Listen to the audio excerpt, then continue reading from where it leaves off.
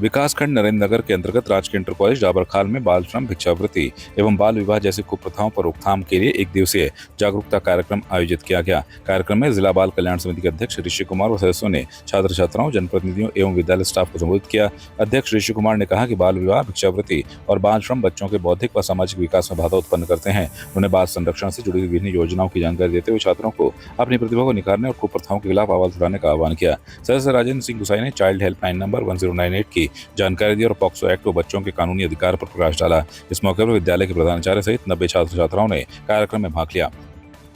ये हमारे यहाँ विद्यालय राजकीय इंटर कॉलेज डाबरखाल में आज जिला बाल कल्याण समिति के अध्यक्ष एवं सदस्य श्री जसवंत गोसाई जी एवं अध्यक्ष श्री ऋषि कुमार जी का आगमन हुआ और उन्होंने उनके द्वारा बच्चों को संबोधन किया गया कि बच्चे किस तरीके से अपनी पारिवारिक पृष्ठभूमि से मतलब जो उनके यहाँ पे कमियां हैं उनको जो है किस तरीके से आगे बढ़ सकते हैं बच्चे और उन बच्चों के अंदर जो भी कुछ कमी है, थोड़ा बहुत संकोच जैसे है बच्चों को थोड़ा बहुत यदि तो उससे कैसे वो अपने को रिमूव कर सकते हैं।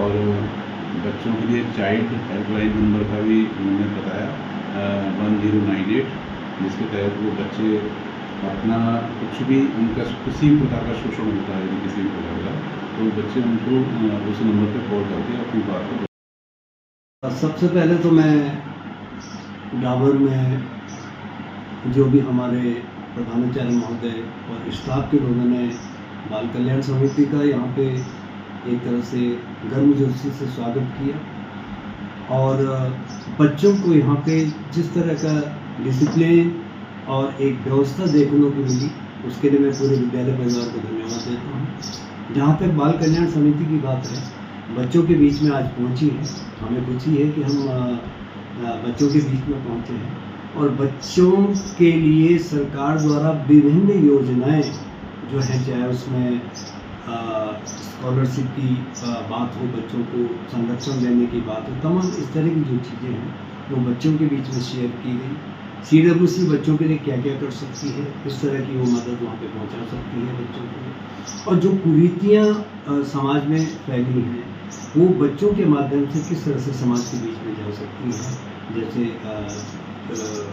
सबसे बड़ा बाल विवाह का है, बाल श्रम की बात आती है और बच्चों के साथ जो अनैतिक व्यवहार देखने को मिलता है, इनके प्रति सभी बच्चों को जागरूक किया गया और किसी भी तरह की किसी भी संभावना अगर बच्चों को लगती है, उनको महसूस होता है तो निश्चित है कि वो चाइल्ड हेल्पलाइन में बाल कल्याण समिति में या अपने विद्यालय के माध्यम से वो जानकारी दे सकते हैं।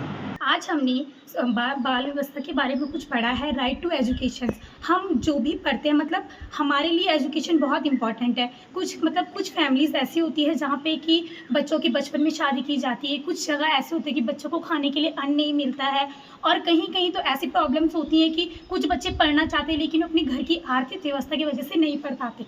आज मैंने सर से एक मोटिवेशन सीखी है, वो मोटिवेशन ये है कि यदि अगर हम कहीं गिरते हैं तो हमें टूटना नहीं चाहिए, संभलना चाहिए अपनी लाइफ में और हमें जितना हो सके हमें उतनी मेहनत करनी चाहिए क्योंकि किस्मत के भरोसे नहीं बैठना चाहिए। तो हो सकता है कि किस्मत हमारे भरोसे बैठी हो।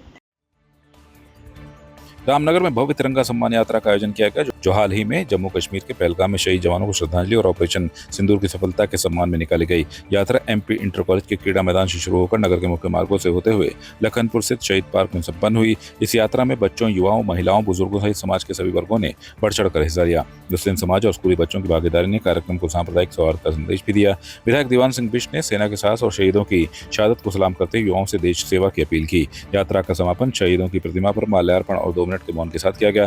कार्यक्रम में देशभक्ति और एकता का सशक्त संदेश दिया।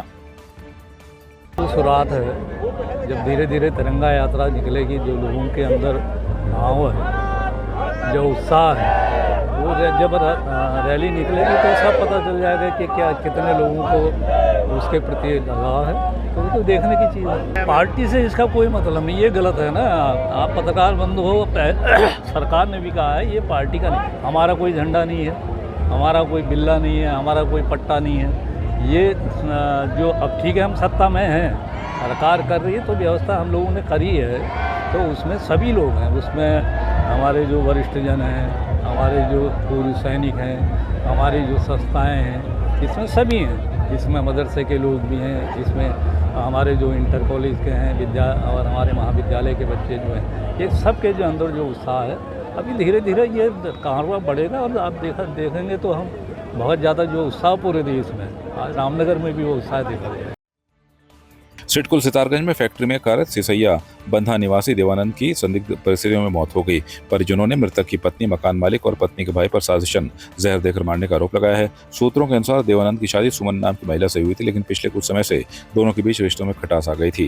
बीते दिन देवानंद गंभीर हालत में कमरे में मिला, जिसे अस्पताल ले जाया गया, जहाँ डॉक्टर ने उसे मृत घोषित कर दिया। मृतक के भाई और भांजे ने तीनों आरोपियों पर हत्या की साजिश का आरोप लगाते हुए पुलिस को तहरीर सौंपी है। शव का पोस्टमार्टम के लिए नागरिक चिकित्सालय खटीमा भेजा गया।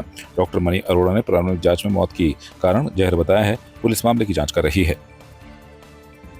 पीएम के लिए आया है, बता रहे हैं कि कुछ पॉइजन का मामला है, हमने पीएम कर दिया है। बाकी ऐसी चोट वगैरह कुछ मिली नहीं है, बाकी हमने बिस्तरा सुरक्षित करके भेज दिया है। बाकी रिपोर्ट में पता लगेगा क्या मामला है। रूम पे गया मैं तो कुंडा लगा था, कुंडा खोला मैंने, थोड़ी देर खोला तो देखा कुछ नहीं दिखा। दरवाजे के जस्ट कोने पे उनके मुंह से, जब मैं देखा उनके मुंह से जहाग वाग और उनके पैंट वैंट जो भी कुछ था अंदर वंदर सब कुछ हो गया था। उसके बाद मैंने उनको उठाया तो मैं चिल्लाने लगा हूँ। और रूम में इतने भी कमरे थे, जितने कमरे वहाँ पे किराएदार रहते हैं, उस समय कोई नहीं था, कोई भी वहाँ पे मौजूद नहीं था। और जो थे वो भी हाथ लगा नहीं रहे थे।